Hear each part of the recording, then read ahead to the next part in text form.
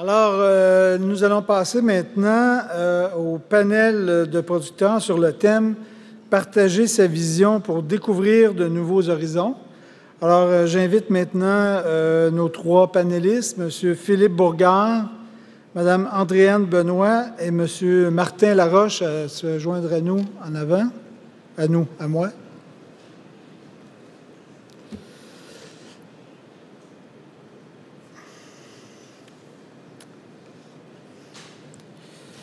Alors, l'animatrice du panel est Mme Nadia Derry. Mme Derry est agronome, chargée de projet au Centre d'expertise en gestion agricole, le CEGA, depuis 9 ans maintenant, où elle assure la coordination de formation en gestion et en entrepreneuriat. Pour la réalisation de l'activité, Nadia est appuyée par Mme Maryse Filion, conseillère en investissement au Fonds d'investissement pour la relève agricole, le FIRA. Alors, Mme Derry, à vous. Merci.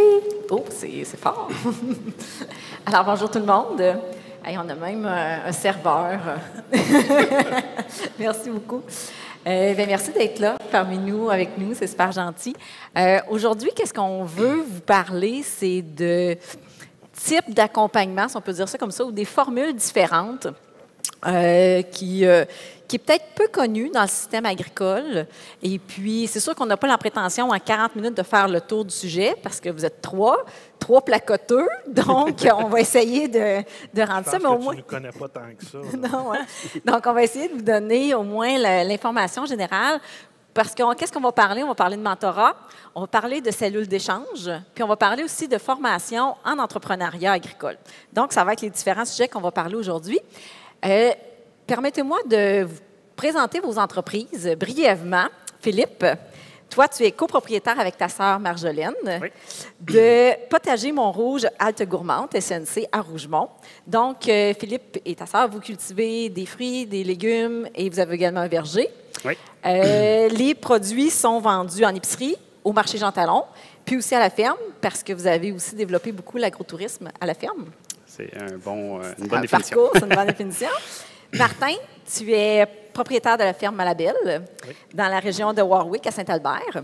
Ferme laitière, grande culture, acériculture. Oui. Grosso modo, ça fait le portrait. Puis, Andréane, qui est l'unique propriétaire de la ferme avicole A. Benoît Inc. à Sainte-Brigitte-des-Sceaux. Le nom de la ferme dit avicole, tu es dans le secteur de la volaille, donc tu as 2 poulaillers, mais tu as également fait l'acquisition d'une ferme laitière. Oui. As-tu pensé changer ton nom de ferme ou non? On laisse ça de même quand même. C'est 2 entreprises différentes. OK. Oui. Donc, fait en commun, vos 3 parents ont des entreprises agricoles, mais vous avez démarré, ou en tout cas acheté des entreprises à côté de cette entreprise. Puis, mais vous avez été en grande synergie avec l'entreprise familiale.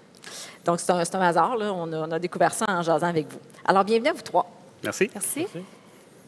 On voulait faire un portrait quand même rapide du secteur de vos entreprises parce qu'aujourd'hui, c'est pas nécessairement, vous avez remarqué, on n'a pas donné de quantité ou c'est pas ça qu'on voulait mettre l'emphase, c'est surtout sur vous comme entrepreneur, comme personne, puis justement ces services-là d'accompagnement que vous êtes allés chercher. On veut vous connaître comme entrepreneur. Philippe, on va commencer par toi. Comment tu pourrais te définir comme entrepreneur? Qui es-tu? On voit que tu abordes toujours ton chapeau aussi. Tu peux en parler de ça? Peut-être dans un deuxième temps. Okay. La question est bonne, par exemple. Okay. Donc... Mais merci, Nadia, pour l'introduction que tu nous as faite. C'est vraiment bien puis apprécié. Donc, comme Nadia vous a dit, mon nom est Philippe Bourgard, copropriétaire de la ferme Le Potager Montrouge Halte Gourmande. Moi, je dirais que j'ai eu la chance puis l'honneur d'avoir eu on m'a légué en fin de compte la passion que mes parents avaient pour l'agriculture, qui était de produire des fruits et légumes, puis de les vendre directement à la ferme, aux clients. La ferme était, puis ça l'est toujours encore, c'est mon terrain de jeu. Puis le service à la clientèle, je l'ai acquis du plus loin que je suis capable de reculer dans ma mémoire. J'ai passé tous mes automnes avec mon père à vendre nos récoltes au marché Jean Talon. Puis ma tâche était d'aller livrer les cargaisons de tomates dans les véhicules des clients. Puis l'objectif était d'avoir le plus gros type. Donc, il fallait que j'offre un bon service à la clientèle. Puis de fil en aiguille, j'en ai fait une carrière. Mon parcours académique a suivi. On a passé par l'ITA. On est allé aussi en agroéconomie pour parfaire mon métier. Puis j'ai aimé ça à l'école, c'est que j'étais capable de faire des liens avec ce que j'apprenais. Bien souvent, on le mettait en pratique à la ferme. Puis ça, c'est vraiment des liens que j'ai toujours appréciés. Je n'étais pas un premier classe, mais j'aimais ça, faire ces constatations-là. En 2016, on a eu une opportunité d'un verger qui s'est mis en vente, qui pratiquait l'autocueillette à la ferme, dans Rougemont. Puis on est allé le visiter. On était loin d'être dans l'idée de prendre l'expansion. On voulait prendre la relève de l'entreprise familiale, moi puis ma sœur, mais on est tombé en amour avec le site. Donc, on a vu tout de suite, lors de la visite, qu'il y avait extrêmement du potentiel à développer l'agrotourisme, qui est un secteur économique qui est à forte croissance présentement. Il reste qu'en à peine quelques années, on a réussi à offrir un paquet de fruits et légumes à l'autocueillette, des produits transformés, puis le fameux contact avec le fermier que la clientèle recherche présentement. Puis tout ça, c'est grâce à nos parents, puis je dirais l'audace qu'on a eue, la relève de tout mettre ça en place. La halte de gourmande, juste pour terminer là-dessus, je pense que c'est, pour nous, on l'utilise, moi puis ma sœur, à titre de classe pour faire nos classes d'entrepreneurship. OK. Donc, en ce moment, la halte, l'idée, c'est d'acquérir l'équité pour que, dans moyen terme, on aille les sous pour acquérir puis englober la ferme familiale. La ferme familiale. Puis ça, c'est un succès pour nous en termes de relève. Bien, c'est un beau modèle. Merci. Toi, de ton côté, ton évolution comme dirigeant, comment tu vois ton rôle d'entrepreneur-dirigeant? Moi, je dirais j'ai parti l'entreprise seul. Ensuite, on a fait est vraiment seul, pas d'employés, pas de main-d'œuvre extérieure. Ensuite, on a fait une coexploitation avec mes parents. On a ramené les vaches toutes sur un même site. J'ai passé à peu près de la gestion, mettons, d'un employé à temps plein, aujourd'hui à peu près une dizaine, qui fait que, veut pas, on doit développer des aptitudes, suivre des formations, puis de passer de vraiment un travail d'opération à un travail de dirigeant. Je dirais c'est grosso modo. Là, ça tu fais tout seul ou sans heurte ou de ton changement de tes tâches ont probablement changé, ton quotidien a probablement changé? Non, mais je dirais que les tâches ont vraiment changé. La reconnaissance aussi a vraiment changé. Quand tu es dans les opérations, puis que prends un exemple, mettons, tu récoltes un champ ou tu sèmes un champ, tu arrives le soir, hey, j'ai semé un champ. Quand tu fais de la gestion de personnel, tu as géré du personnel, tu as fait de la planification. C'est un mot, c'est la tangibilité. Pas grave, on va l'inventer. En tout cas, est beaucoup moins là au jour le jour. Fait qu'il y a vraiment un travail à faire différent entre être en opération et être dirigeant. Puis c'est un passage qui a été quand même assez rough psychologiquement, puis pour retrouver notre motivation à l'intérieur là, de l'entrepreneurial en passant là-dedans. OK. Ton parcours, toi, Andréane? Mon parcours, moi, je suis native de Sainte-Brigitte-des-Saules, pas très loin d'ici. J'ai grandi sur une ferme laitière, puis c'était pas du tout destiné que j'allais aller en agriculture. Je savais pas en quoi m'enligner, j'avais beaucoup de doutes. Ça a été des années quand même assez difficiles, puis je suis certaine que je suis pas la seule à avoir vécu ça, là.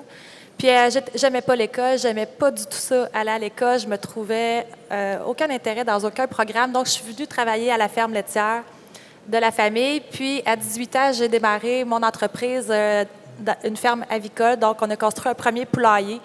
Avec beaucoup d'insécurité, je n'étais pas encore certaine de ce que je voulais faire, mais j'étais accompagnée de ma famille, ça m'a rassurée. De fil en aiguille, on a construit un deuxième poulailler. En 2015, j'ai acheté une ferme laitière voisine aussi.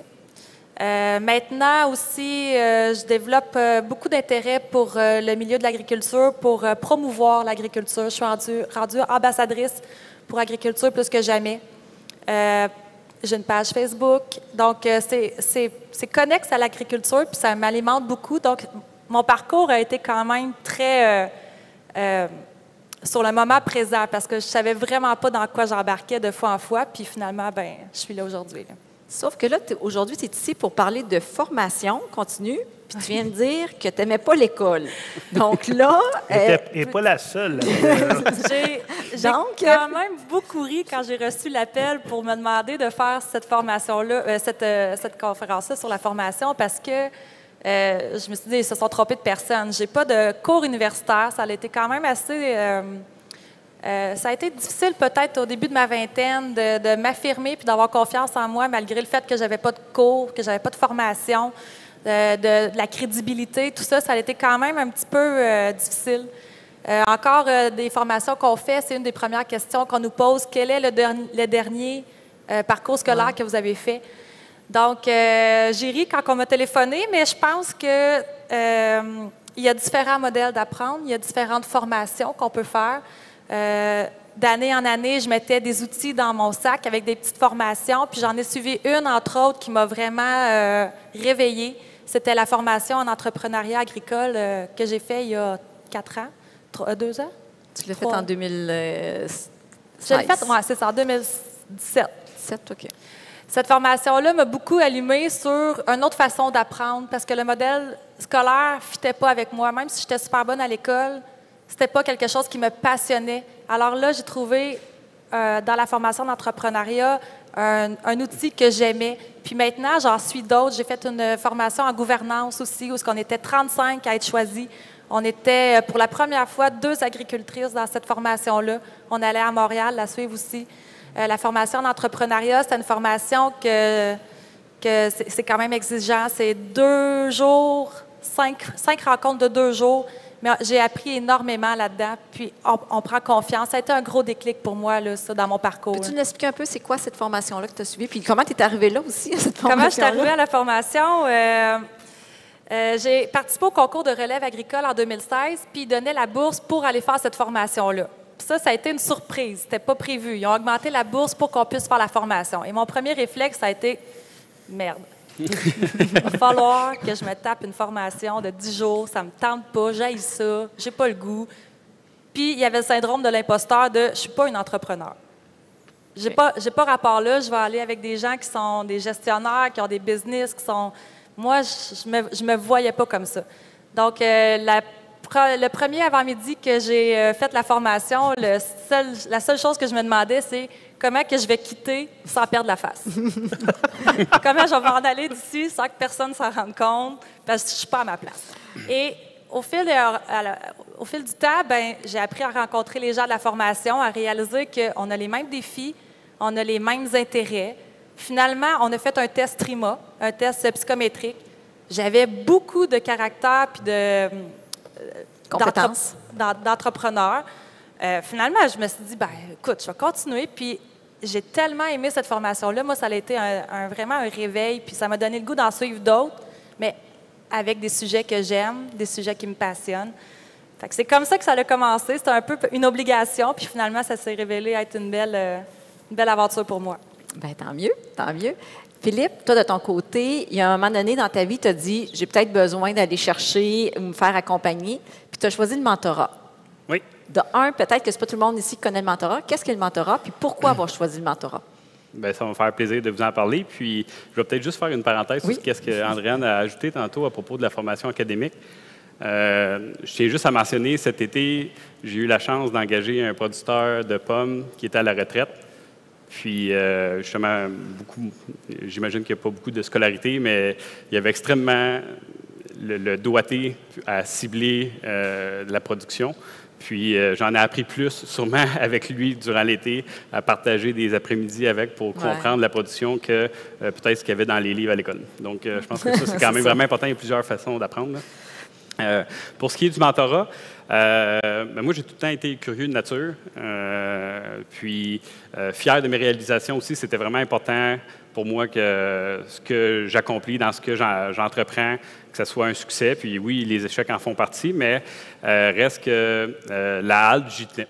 Puis le mentorat, on en parlait déjà dans les cours à l'école, mais il reste que du mentorat en entrepreneurship, il faut que tu sois entrepreneur pour que ça fasse du sens à y participer. Donc, il n'y avait pas nécessairement d'opportunité à l'époque, mais quand que la halte est arrivée, ça fait un petit peu plus de sens. Il reste que quand j'ai parti la halte en 2016 avec ma sœur, le défi était extrêmement intense puis élevé. Je ne sais pas s'il y en a qui ont la mémoire de 2016. C'est sûr que moi, je m'en souviens comme si c'était hier. C'est un printemps extrêmement hâtif. J'ai fait de la moto au mois de mars. Tout le monde était dans les récoltes. Les semoirs étaient sortis début avril. Nous, on s'est rencontrés pour faire une offre d'achat le 12 avril. On s'est lancé dans le vide. On ne savait pas trop vraiment ce qui allait arriver avec ça. On a demandé aux vendeurs qui résignent le bail de 2016 pour qu'on puisse mettre des fruits et légumes, parce qu'il y a 25 acres de pommiers, puis il y avait 50 acres en terre nue. Le 50 acres, on a dit on veut absolument mettre des fruits et légumes disponibles à l'automne 2016 pour la clientèle agrotouristique. Puis, on ne veut pas que ce soit le producteur, parce que le vendeur, lui, sous-louait sa terre pour faire de l'agriculture à un voisin. Donc, tu sais, ça s'est tout fait là, quand même. Là, les défis étaient quand même, puis on a rajouté, sans trop se demander, 75 acres de culture en maraîcher, c'est énorme. Là. Tout ça, puis avec ta sœur aussi, la conciliation. Bien, là, on s'est lancé dans cet été-là, à faire le dossier de financement. Ma sœur était déjà enceinte à l'époque, quand on a signé l'offre d'achat, mais elle a accouché prématurément à 28 semaines. 2 jours avant la signature de la convention d'actionnaire chez le notaire. Donc, ça l'a repoussé toute la transaction. Puis, heureusement, tout s'est bien déroulé. Ma petite nièce, elle se porte bien, puis ma sœur aussi. Mais reste que là, je me suis rappelé que la MRC de Rouville, avec son CLD, offrait des services de mentorat, puis ça faisait du sens de peut-être avoir ajouté un outil dans mon coffre pour passer au travers ces étapes-là qui me semblaient impossibles, mais que peut-être quelqu'un au travail de l'organisation là-bas l'avait déjà vécu. Comment ça se fonctionne, un mentor? On choisit ça comment? Avec qui? C'est avec, justement, toi, il y avait un organisme dans ta région qui... Oui, c'est disponible, partout? Pas mal partout, oui. Oui, c'est ça. Je pense que c'est assez disponible pour tout le monde. Ça commence par une réunion avec le chef mentor, puis généralement, il y a son coordonnateur. On fait une rencontre pour en apprendre sur nous. Donc, on se fait interviewer avec des questions assez précises pour avoir une idée avec quel mentor de leur liste, leur banque de mentors qu'ils ont, qu'on pourrait avoir une affinité.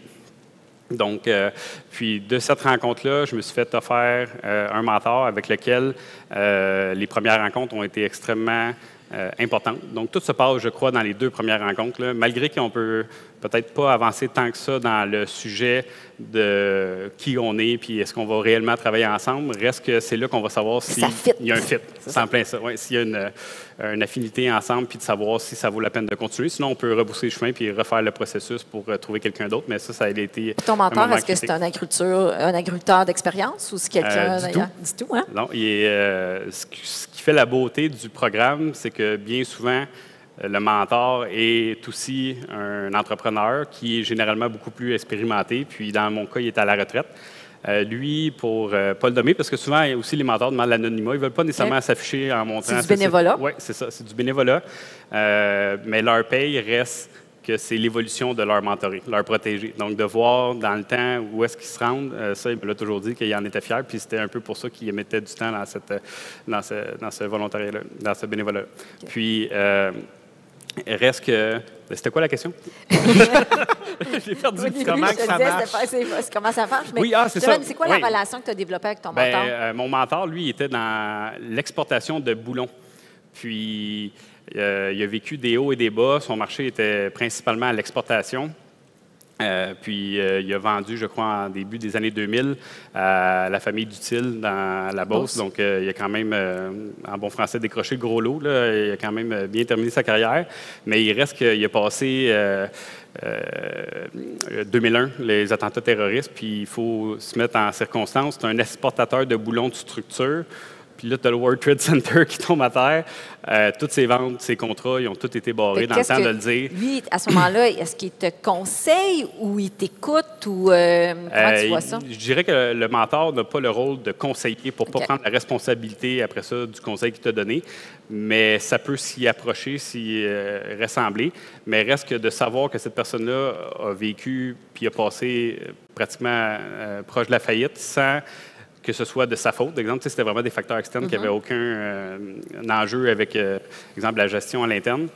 Bien, ça m'a fait réaliser que les enjeux que je vis à la ferme présentement, bien, il y en a eu des semblables, puis il a passé au travers. puis d'être un peu comme un guide, de savoir que tu peux l'appeler comme un bon chum, mais qu'on puisse parler d'entreprise puis de comment on se sent quand on survit, on passe à travers une impasse, c'est la personne que je vais aller contacter.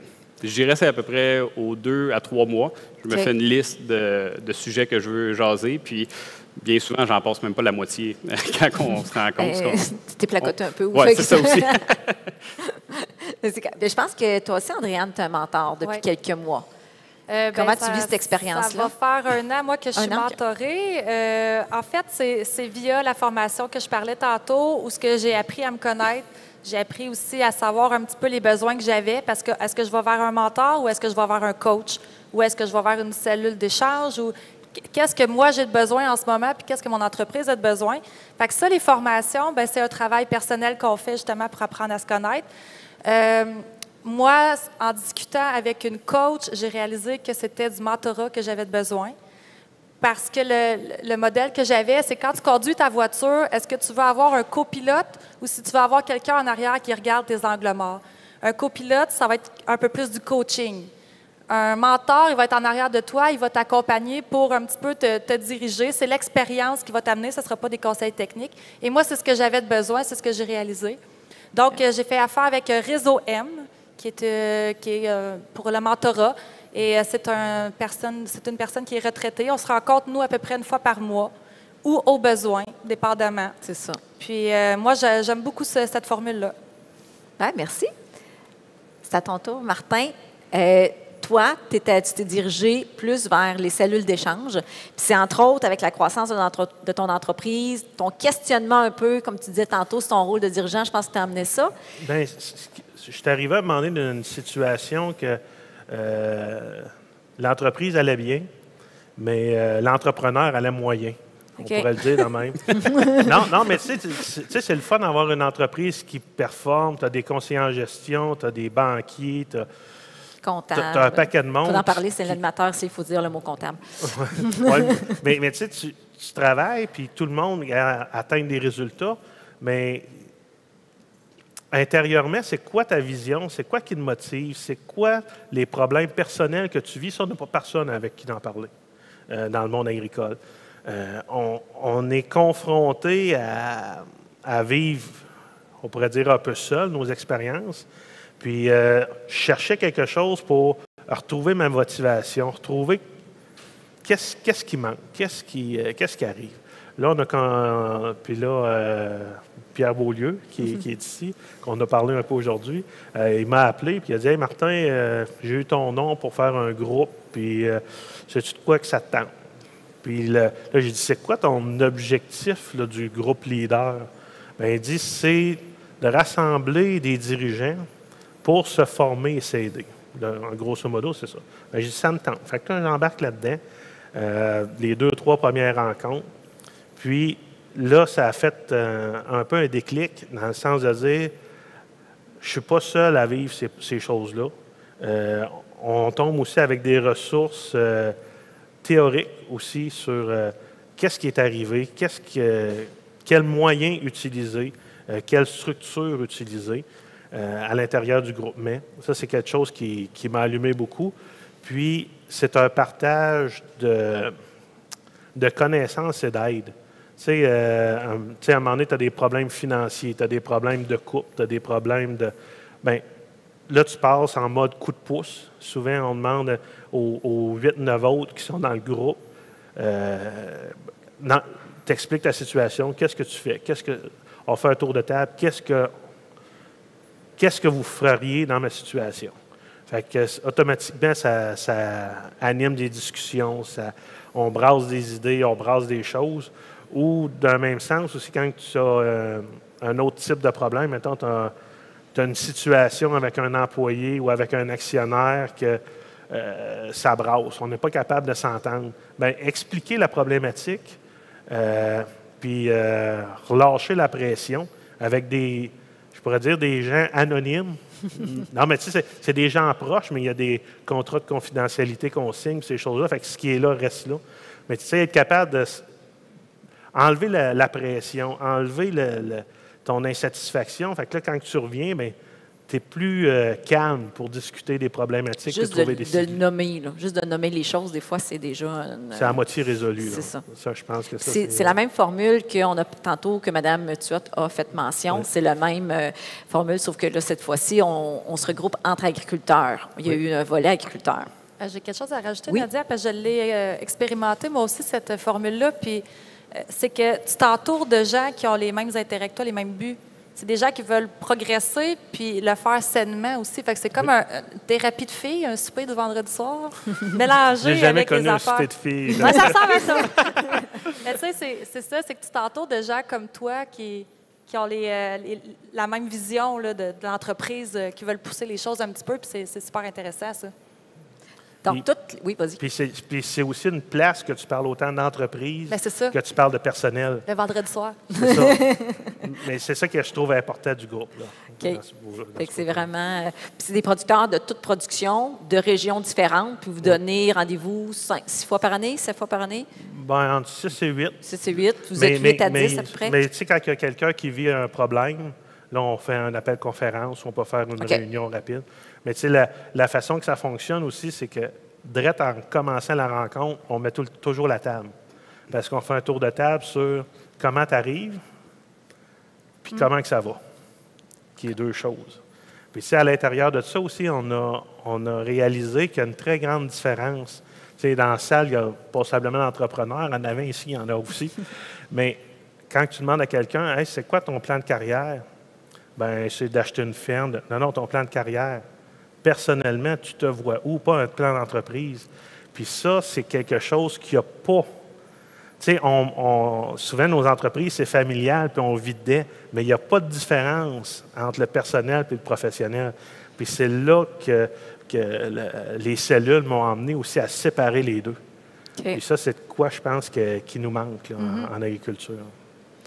C'est pour ça que vous êtes allé chercher, en fin de compte, des choses complémentaires, peut-être, à qu'est-ce que le service conseil bien établi en agricole. Puis on est chanceux, on a beaucoup de services conseils. Mais ce volet-là n'était peut-être pas aussi couvert. Et à ce moment-là, vous faites, c'est d'autres entrepreneurs. Tu sais, que ce soit un mentor, ou que ce soit avec les cellules d'échange ou avec les formations, c'est entre entrepreneurs, entre vous, que vous devenez à vous challenger entre vous, puis à vous comprendre aussi, puis à vous faire évoluer. Donc, c'est... très intéressant, très intéressant. Puis, c'est quoi les bienfaits personnels? Tantôt, tu as dit il y a le personnel puis il y a l'entreprise. Pour je prends la balle au bon, je vous demande, d'un côté personnel, puis après ça, du côté entreprise, c'est quoi les bienfaits que vous êtes allés chercher de ces expériences-là, de ces formules-là d'accompagnement? Premier qui veut parler. Bien, je peux y aller. Moi, je dirais que c'est l'épanouissement de l'entrepreneur. Donc, c'est aussi simple que la bonne pyramide de Maslow qu'on a vue à l'école primaire, où on a réutilisé souvent plus loin dans notre parcours des fois. C'est vraiment l'épanouissement de soi, travailler sur son estime. Je me rappelle avec mon mentor, j'avais eu des questions à propos de remercier un employé. Pas dans l'opérationnel, comment ça va se passer après ou en engager un autre, mais vraiment comment vivre avec la décision après. Ouais. Ça a l'air simple de dire non, tu sais, on n'a plus besoin de tes services, mais après ça, tu le sais qu'elle t'avait parlé, exemple, qu'elle avait des projets, puis que, tu sais, dans le court terme, elle n'est peut-être pas capable de se revirer de bord. Là, le marché est à l'emploi, là, c'est peut-être un petit peu différent, mais il reste quand même que des fois, on s'attache à ces personnes-là, puis il faut en faire aussi, non pas des amis, des employés, puis ces technicalités-là sont vraiment importantes, surtout quand tu es au démarrage. Puis je dirais aussi d'être fier de ses réalisations, ultimement. De s'assurer, tu sais, j'ai pas, une fois que je suis sorti de ma rencontre avec mon mentor, que j'étais pas gonflé à bloc, prête à continuer puis terminer la saison. J'aurais pu penser que peut-être dans ma liste de questions, entre autres, que je voulais passer au travail, qu'il y avait c'était banal, puis je ne sais pas si ça va valoir la peine, mais en fait, tu te rends compte que tu en as beaucoup à dire, puis il est là pour t'écouter. Puis il est là aussi pour te partager, lui, comment il a fait ça de son côté, sans que ce soit nécessairement dans le même contexte, parce que c'est important, par exemple, que ce ne soit pas nécessairement, comme on en avait parlé tantôt, que ce ne soit pas quelqu'un qui soit dans le même domaine que toi pour pas, justement, tomber dans l'opérationnel puis dire « Ah, ouais, c'est vrai, la température, elle va affecter nos... » Parce qu'il ne faut pas que ça devienne du conseil. C'est pas ça l'objectif où, tu as semé trop tard ou bien tu devrais acheter telle machinerie. C'est pas ça. Non, c'est pas ça le but du tout. Il y a d'autres outils pour ça. Puis, ultimement, ultimement, je dirais aussi, c'est les opportunités. Donc, dans un deuxième cas, j'ai eu accès à un deuxième mentor qui m'a été offert par un prix qui m'a été remis en 2017. Puis, ses services, lui, la façon qu'il approchait son mentorat, c'était de me faire découvrir son réseau de contacts. Donc, je faisais partie de son réseau. OK. Puis, il m'a invité à ses cocktails. Il y avait 4 usines, le monsieur. Puis, il se ramasse avec, par hasard, il n'y avait aucune chance que ce soit l'idée du départ, mais à être un membre de la famille en plus. Donc, on a fait des liens encore plus tissés serrés avec son père puis mon grand-père qui se ramasse avec des cousins, puis en tout cas, une famille d'immigrants qu'on est du côté de ma mère. Puis, il reste que ces opportunités-là qu'il m'a donné, son réseau de contacts, les épluchettes de blé d'Inde qu'il m'a fait faire à ses employés durant les festivités d'été, ça m'apporte énormément en termes de personnes que je suis aujourd'hui. OK. Au niveau personnel, les bienfaits que ça... la formation, qu'est-ce que ça t'a apporté? Je dirais que pour moi, les gros changements qu'il y a eu, c'est le réseau de contacts, les amitiés qui se sont créées, surtout dans la formation qui a duré 10 jours. On crée des belles amitiés avec ça, les trucs qu'on va chercher. Puis au niveau personnel, c'est d'apprendre à se connaître. Justement, la vision personnelle, la vision de l'entreprise, c'est complètement différent. Puis ça, on prend le temps de le travailler dans certaines formations. Puis au niveau personnel, quand tu es sur ton X, au niveau de l'entreprise et de toi comme personne, tu es beaucoup plus épanoui, tu es beaucoup plus motivé au travail, les projets viennent naturellement. Donc, c'est d'essayer de rechercher ce X-là, tout en créant des amitiés puis un réseau de contacts à la fois, là. Moi, je dirais ce que ça m'a amené beaucoup, c'est aussi, un peu comme vous, la même chose, mais peut-être rajouter un équilibre plus professionnel et personnel. Parce qu'au début, on s'entend de ma carrière, là, j'ai repoussé les barrières puis les extrêmes. J'étais peut-être pas sain personnellement. C'était sain côté entreprise, mais personnellement, ça a été... c'était trop exigeant. Puis à un moment donné, le corps ne peut pas toffer une séquence comme ça. Fait qu'à un moment donné, ramener l'équilibre pour retrouver des points de repère ailleurs, je pense que c'est ça qui m'a aidé beaucoup aussi à l'intérieur du regroupement. OK. Puis l'entreprise, vos actionnaires ou vos associés, ou tous vous êtes seuls, mais les gens autour de vous, puis l'entreprise en tant que telle, est-ce que ça en sort gagnante? Ou, quand le dirigeant va bien, l'entreprise va bien. Oui. Parce que, tu sais, nos entreprises, on ne peut pas les conduire seuls. On a du monde autour de nous. Puis si tu arrives de mauvaise humeur ou si tu arrives fatigué, c'est pas le même message que tu envoies que si tu arrives de bonne humeur, pétant, « Hey, on a un beau projet, on a telle chose », ou arriver, « Ouais, on a encore de l'ouvrage un matin ». Tu sais, la motivation d'équipe, là, c'est un 180 degrés qu'on fait, là, juste avec l'attitude qu'on arrive. Mais cette attitude-là, il faut la travailler, puis il faut être reposé en tant que dirigeant pour être capable de la passer aux autres. Ça, je pense que c'est quoi d'important là, à l'intérieur de l'entreprise. Adrienne, pour l'entreprise? Je pense que tous les outils qu'on va chercher, ça se reflète dans l'entreprise. Si je parle avec quelqu'un d'un nouveau système d'éclairage, puis j'amène ça dans mon entreprise, c'est un plus pour l'entreprise versus si je reste chez nous, ce que je faisais un petit peu au début parce que j'étais gênée, j'étais timide, puis j'avais peu de confiance, je restais chez nous, puis il n'y avait rien qui évoluait. Fait que c'est toute cette prise de confiance-là aussi qu'on va chercher, qu'on amène des trucs, ça se reflète automatiquement dans l'entreprise. Puis toi, ça t'a emmené, parce qu'on s'est côtoyés, ça t'a emmené aussi à décider d'ouvrir, faire des implications sociales. Ah, ben là! Ça, on peut peut-être en parler un petit peu par la bande. Encore là, quand j'ai travaillé ma vision personnelle puis ma vision d'entreprise, je pensais que j'étais en ligne droite les deux ensemble puis que ça allait bien, mais j'ai réalisé qu'il me manquait des affaires. Okay, parce que dans la formation, on parle justement de mission, vision, valeur. On va parler de la planification stratégique. On en parle, mais comme je disais, on prend le temps de vraiment y penser. C'est pas juste une ligne qu'on écrit, ça sonne bien. C'est un peu ça que j'avais fait, moi. Okay. Ça look pas pire. Fait que là, j'ai vraiment travaillé les deux pour être en symbiose, puis j'ai réalisé que pour être vraiment heureuse, il me manquait un petit côté social, que j'étais tout le temps dans la ferme, que j'avais le goût de m'impliquer. Donc là, j'ai commencé à faire des événements, à rassembler les gens, mais autour de l'agriculture. Donc, c'est quelque chose en quoi que je me passionne puis que je me réalise au bout. Mais ça, il faut se connaître. Puis il y a un cheminement à faire pour ça. OK. Puis tu disais pour l'entreprise aussi, tout ce qui est d'aller chercher des informations ailleurs, ne serait-ce que pour le benchmarking, on a déjà jasé de ça. Tu disais que je vais chercher des coûts de production ou tu es capable d'aller chercher... Quand on jase, là, quand on jase, on va chercher des ratios, on va chercher des comparaisons. Moi, il y a certaines conférences ou formations que je vais suivre juste parce que je sais que telle personne y va. Puis j'aimerais ça m'asseoir à côté du conférencier. Puis, tu sais, c'est des informations maintenant que je veux avoir parce que c'est bon pour mon entreprise. Puis on dit que l'entrepreneur, quand il va bien, l'entreprise va bien, mais c'est aussi vrai, quand l'entreprise va bien, c'est plus facile pour l'entrepreneur. Fait que moi, je veux le succès des deux. Là. Non, mais...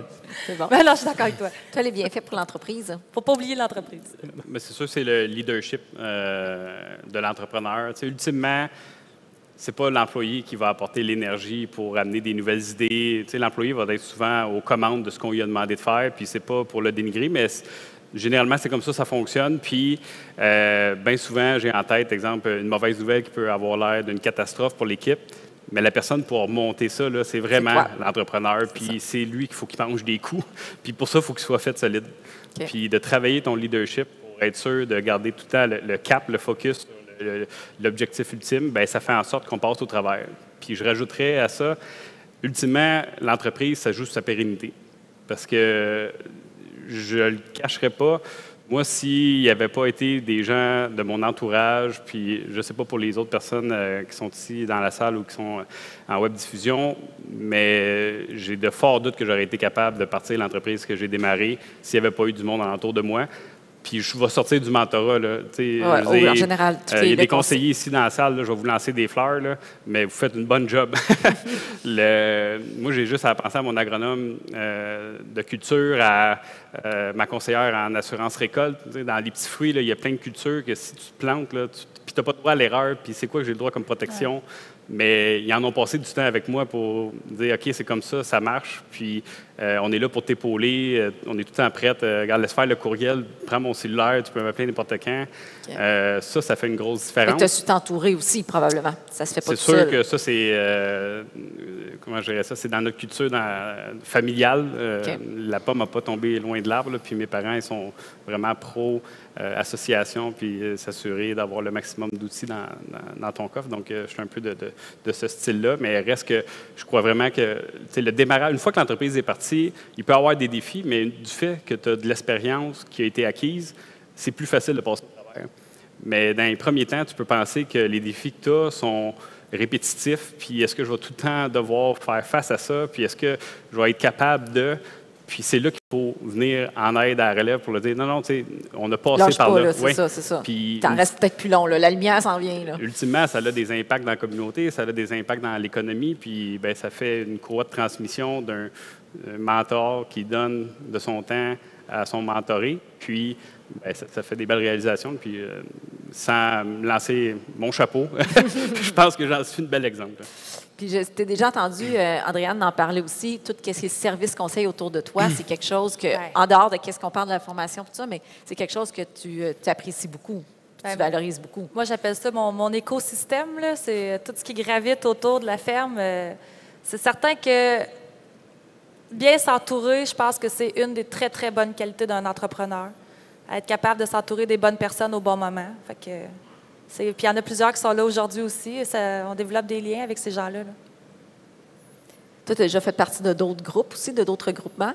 Oui, bien j'ai encore. Je fais partie de Gestes humains, qui est un groupe d'agriculteurs qu'on parle plus de ressources humaines.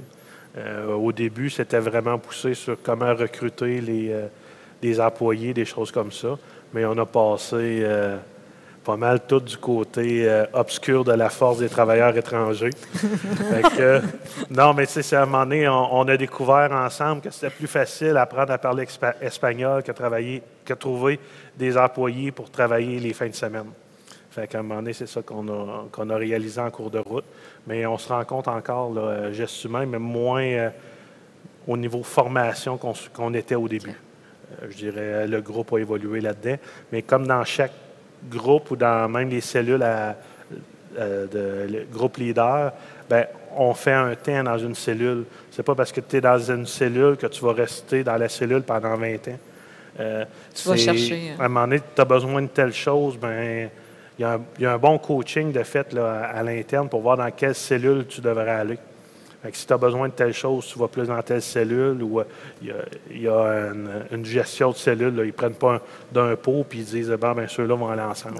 Il y a quand même une Madame Tuot, tantôt, nous a dit, puis je pense que c'est assez une généralité, le temps et l'argent, c'est qu'est-ce qui manque pour tout le monde.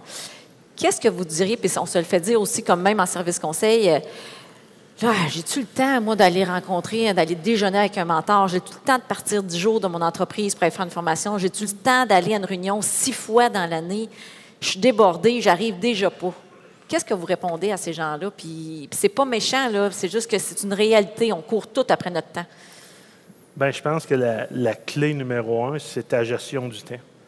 Je ne pense pas qu'il y ait aucun entrepreneur là, que si son banquier appelle ou son conseiller en gestion appelle, va dire hey, « je n'ai pas le temps de te recevoir pour les 6 prochains mois ». Mais qui va prendre soin de l'entrepreneur? Ça ne sera pas le banquier, ce ne sera pas le conseiller en gestion, ça va être soit le mentor, ça va être les cellules d'échange. Fait que, qu'est-ce qui fait qu'une entreprise va bien ou va mal? C'est le dirigeant. Puis on n'a pas le droit de ne pas prendre le temps pour son dirigeant. T'sais, on prend du temps pour les vendeurs de machinerie, les conseillers, les pédaleurs qui arrêtent par la maison. Mais non, mais c'est vrai, là, on a 1 million de vendeurs là, qui passent là, sur 10 ans peut-être. Là. Mais on va prendre une demi-heure là, mais on ne prendra pas une demi-heure pour soi. Fait que je pense qu'il faut vraiment gérer son temps en étant conscient de la valeur de notre temps. Puis en tant qu'entrepreneur, le problème qu'on a, là, c'est peu importe le nombre d'heures qu'on travaille, on va avoir le même salaire. Non, mais c'est réel, là. Mais si on puncherait le matin puis on puncherait le soir, puis tu dis, regarde, aujourd'hui, là, j'ai travaillé 8 heures, puis j'ai passé 2 heures avec un gars qui passait par les chemins. Si ça aurait été un employé que j'aurais payé 30 ou 40 piastres de l'heure, j'aurais-tu accepté d'y donner 80 piastres parce qu'il a jasé avec le vendeur de machinerie? Je pense qu'il n'y a pas un patron qui dirait oui à ça. Mais sauf que, côté entrepreneur, on le fait. Fait qu'il faut, je pense qu'il faut vraiment structurer notre temps puis refuser des choses pour se libérer du temps pour soi. Vous autres, avez-vous des choses là-dessus sur ça? Ça vaut la peine, comme tu dis, toi, tu prends le temps, puis oui. Non, mais moi, je dirais que j'abonde un peu comme Martin, c'est qu'il faut le prendre, le temps. Oui, il peut arriver des impondérables qu'on doit reporter les rencontres. Généralement, dans mon cas, exemple, le mentor, il n'habite pas de l'autre côté de Montréal puis que c'est extrêmement compliqué de se rencontrer. Donc, puis souvent, il est à la retraite, donc il y a une flexibilité aussi dans son horaire. Puis il y a tout le temps possibilité aussi de faire la rencontre par téléphone, qui peut être une petite question rapide ou simplement avoir une bonne discussion, mais peut-être la repousser d'une journée ou deux. C'est sûr que on en a parlé tantôt, c'est que c'est l'entreprise qui passe en premier bien souvent. Fait que le temps, c'est sûr qu'on peut penser qu'il n'en reste plus à la fin de la journée, mais j'ai le goût de dire que si on étudie un peu comme il faut notre agenda, on réussit à en trouver. Okay. Puis, juste pour faire un lien tantôt, quand tu as demandé ce que ça signifie pour nos entreprises, là, tu sais, on parle du mentorat, puis c'est peut-être un petit peu nouveau dans la culture d'un agriculteur, d'un producteur qui, je crois, devrait se prendre aussi comme un entrepreneur, pas nécessairement juste quelqu'un qui travaille la terre, mais un gérant d'entreprise. Déjà là, se nommer comme entrepreneur. Là. OK. Mais je veux aussi rappeler que les parents des relèves agissent aussi comme mentors. Je ne veux pas froisser puis les oublier. Là, si ça n'avait pas été de mes parents, je ne serais pas là aujourd'hui. Puis c'est pas parce qu'ils m'ont aidé au champ, c'est parce qu'ils m'ont aidé aussi en tant que personne à me développer personnellement. Puis je pense qu'il faut tout en être conscient puis de ne pas les oublier. C'est les premiers, oui. Oui. C'est les premiers. Bien spécifiquement dans le milieu de l'agriculture, vu qu'on est dans des entreprises familiales, bien souvent, il y a du savoir qui se transpose d'une génération à l'autre, mais il y a aussi du savoir-être. Puis, bien ça, bien, si on veut perdurer la tradition souvent de l'entreprise, il faut l'acquérir des parents. C'est bien. Est-ce quelque chose à rajouter? Ce que je pourrais dire pour compléter, c'est que quand tu as une entreprise, c'est extrêmement difficile de garder un équilibre. Puis moi, comme femme, qui est quasiment monoparentale, les enfants, la ferme, l'implication, le temps, là, il n'y en a pas. Il n'y en a pas de temps. Puis c'est de garder l'équilibre là-dedans, parce qu'il faut s'en donner. Fait qu'il faut mettre ses priorités. Puis ça, c'est vraiment un défi, puis c'est un exercice que tout le monde devrait faire, là. de vraiment cibler, parce que sinon, il y a un projet qui va embarquer, puis il y en a un autre qui va embarquer, puis on perd l'équilibre facilement. OK. Puis, en plus, on aime ça performer. Fait que quand on le fait, on veut le faire bien, mais pour prendre le temps de se retirer, puis moi, aller en vacances, là, c'est là que je sors mes meilleures idées. Puis aller en formation, là, c'est là que j'ai sorti mes meilleures idées aussi. C'est là que j'ai pris un recul.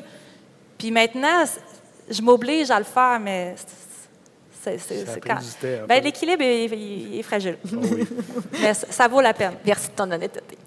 Donc, en conclusion, peut-être un petit message que vous aimeriez transmettre en quelques mots, chacun à votre tour. Est-ce qu'il y a des choses que vous voudriez dire à l'auditoire qu'on n'a pas, moi, en résumé? Bien, je peux y aller. Moi, je dirais que le mentorat m'a confirmé que j'étais à la bonne place. Donc, je pense que c'est important de ne pas toujours se remettre en question. Ça gruge du temps, de l'énergie. On peut perdre beaucoup de temps à savoir si ce qu'on fait, c'est ce qu'on veut.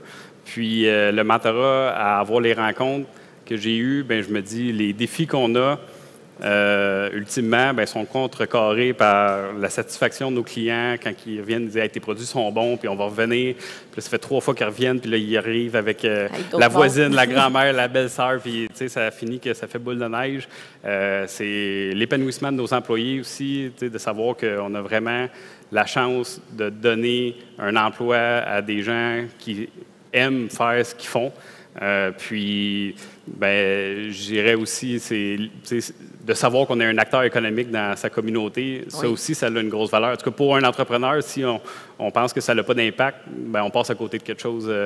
Puis ça, ben, je pense que le mentorat, c'est ça que ça m'a donné. Vraiment, de savoir que je suis à la bonne place. Puis, je dirais que quand les défis ne sont pas là, même si des fois, dans le présent, on peut... trouver qu'ils sont durs à survenir, mais quand ils ne sont pas là aussi, on court après. À la recherche on devrait peut-être challenge. partir un autre projet. Il me semble qu'il nous manque du challenge, mais c'est pour ça. Ça de savoir rencontrer, ben, c'est un beau cadeau. Merci. D'autres, un mot de la fin?